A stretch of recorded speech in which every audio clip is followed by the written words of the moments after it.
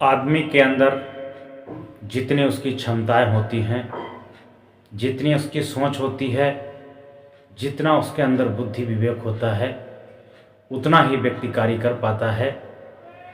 उसी अनुपात में उसके पास धन होता है, उसके पास अनुशासन होता है, उसके पास उसका कार्य क्षेत्र होता है। किसी व्यक्ति के पास पद होने से, शासन सत्ता होने से ये अवश्य नहीं है कि वह अपने जीवन में विकास कर पाए। जीवन और विकास का संबंध उसके सोच पर निर्भर होता है, उसके विवेक पर निर्भर होता है। जहाँ व्यक्ति का विकसित बुद्धित्व होता है, जहाँ उसकी बुद्धि विकसित होती है, वहीं पर व्यक्ति अपना विकास कर पाता है। जिसके पास बुद्धि विवेक नहीं है, जिसके पास कर्मयोग नहीं है, वह अपना कभी भी विकास नहीं कर सकता है। एक बार की बात है, एक राजा के राज्य में धन की बहुत कमी पड़ गई। तो राजा ने अपने मंत्री से कहा कि मंत्री कोई ऐसा व्यक्ति लाओ जो हमारी मदद करे। राजा ने कहा कि है। उस मंत्री ने कहा कि मेरे पास एक ऐसा व्यक्ति है जो आपकी मदद कर सकता है, जितनी चाहो उतनी कर सकता है। उस व्यक्ति को बुलाया गया। राजा ने उससे पूछा कि तुम कितनी मदद कर सकते हो। उस व्यक्ति ने उत्तर दिया, आप जितना चाहो उतना हमसे धन ले सकते हो और जितनी चाहो उतनी हम आपको मदद कर सकते हैं। राजा ने पूछा कि इतना धन तुम्हारे पास कहाँ से आया, कैसे कमाया। व्यापारी साफ दिल का था। उसने बताया कि मैंने आप ही के राजकोष से अपना टैक्स चुरा चुरा करके इतना धन इकट्ठा किया हूँ।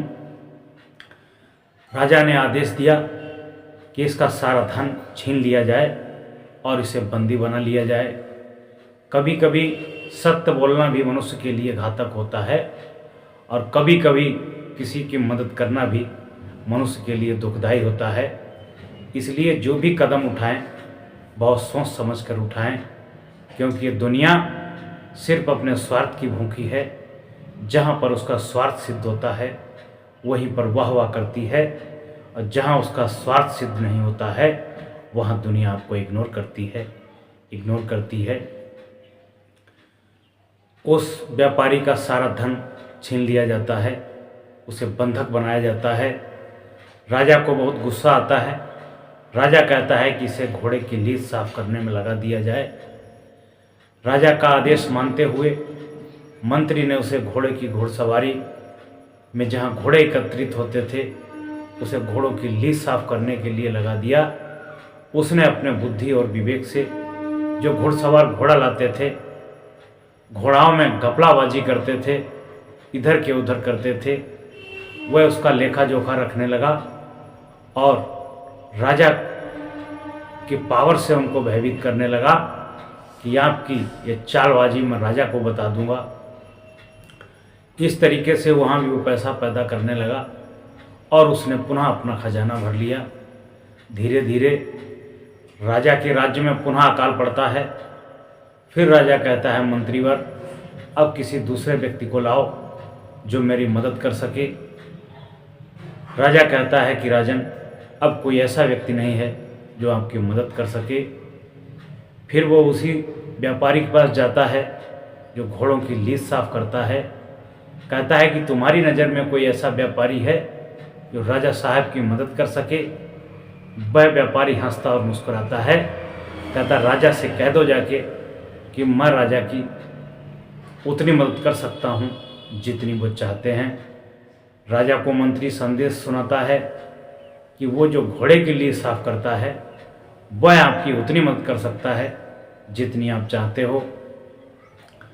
उसे बुलाया जाता है और राजा से कहता है कि उतना धन ले लो जितना तुम्हें चाहिए हो। राजा उसका सारा धन पुनः जब्त कर लेता है और कहता है ये बहुत धूर्त आदमी है। इसके बाद में इसको समुद्र के किनारे जहाज़ों की निगरानी में लगा दो, ये इसकी सज़ा भी होगी और वहाँ कुछ कर भी नहीं पाएगा। वह व्यक्ति हंसते मुस्कुराते हुए वहाँ पर चला जाता है और जहाज़ों की निगरानी करता है। निगरानी करते करते जहाज़ों की चालबाजी को देख करके और राजा के नाम से भयभीत करके बताता है कि तुम जहाज़ों में जो माल की इधर उधर सप्लाई करते हो, 2 नंबर से माल की सप्लाई करते हो, इसका शेयर हमें भी चाहिए, नहीं तो राजा ने मुझे इसी काम के लिए यहाँ नियुक्त किया है। मैं राजा को आपकी सारी करतूत बताऊंगा। धीरे धीरे वह व्यक्ति पुनः अपना खजाना भर लेता है। खजाना भरने के बाद में पुनः 6 महीने के बाद राजा फिर पैसे की आवश्यकता होती है। फिर राजा अपने मंत्री से कहता है किसी व्यक्ति को ढूंढ करके लाओ जो हमारी मदद कर सके। पूरे राज्य में कोई ऐसा व्यक्ति नहीं मिलता है जो राजा की मदद कर सके। राजा पुनः उसी व्यापारी के पास जाता है जो समुद्र के किनारे समुद्र की गिनती करने में लगा हुआ है। तभी वो कहता है कि राजा को संदेश दो कि मैं जितनी राजा चाहते हैं उतनी मदद करने के लिए तैयार हूँ। पुनः जाता है, राजा से कहता है जितना खजाना चाहिए, जितना रुपया चाहिए सब ले लो और अपना राज्य चलाओ। राजा को बहुत आश्चर्य होता है कि इस व्यक्ति को मैंने घोड़े की लीज साफ करने में लगाया, वहाँ से भी इसने बहुत धन माल खजाना इकट्ठा किया। फिर मैंने इसे समुद्र के किनारे जहाज़ों की निगरानी में लगाया, मैंने तो इसको सज़ा पर सज़ा दी, इसने बहुत धन और माल इकट्ठा किया। उसके बाद में इस व्यक्ति को क्या करूं कि ये धन ना इकट्ठा कर पाए। राजा ने उसे पुनः बंदी बना लिया। राजा का 3 बार सहयोग करने के बाद भी उसको बंदी बनाया गया। इसे बुद्धिमानी कहें कि इसे मूर्खता कहें। नेकी कर दरिया में डाल। नेकी करने वालों के साथ अधिकांश दुख देखने को आता है। उसने अपनी बुद्धि से, अपनी जतन से, अपने विवेक से धन कमा के 3 बार राजा का खजाना भरा, लेकिन निर्दयी राजा को फिर भी उसके प्रति दया नहीं आई और उसने उसे कारागार में डलवा दिया। कोई भी कार्य करने से पहले इंसान को सोचना और समझना आवश्यक है। क्या यह कार्य, हमारा परोपकार कहीं हमारे लिए दुष्कर्म ना बन जाए, हमारे लिए कहीं दुखदायी ना बन जाए। कहने का भाव है कि जो व्यक्ति कार्य को करना जानता है, जिसके अंदर क्वालिटी है, जिसके अंदर क्षमता है, जिसके अंदर बुद्धि विवेक है, जो जागता हुआ आत्मा है, वो जहाँ भी रहे वहाँ धन भी कमा सकता है, अपना माहौल भी बना सकता है, अपना वातावरण भी ठीक कर सकता है। और जिसके पास बुद्धि विवेक नहीं है वो बिना सींग का जानवर है, बिना पशु का जानवर है। वो जहाँ भी जाएगा वहाँ ड्यू डेला कर देगा, सब चौपट कर देगा और जितने भी लोग उससे आश्रित होंगे वह सब उसके मूर्खता के कारण दुखी होंगे और निरंतर दुख के कारण उनके अंदर घुटन होगी।